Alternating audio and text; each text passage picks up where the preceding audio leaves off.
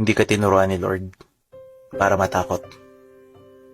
Hindi niya binigay ang pagsubok na yan para takbuhan o sukuan mo lang. Magtiwala ka ng buong puso sa Panginoon at huwag manalig sa iyong sariling karunungan. May dahilan at plano ang Diyos kung bakit kanya nilagay sa pagsubok na yan. At tandaan mo, hindi ka nag-iisa. Sabi ng Diyos, ako isa sa iyo. Huwag kang matakot. Ako ang iyong Diyos, hindi ka dapat mangamba. Palalakasin kita at tutulungan, iingatan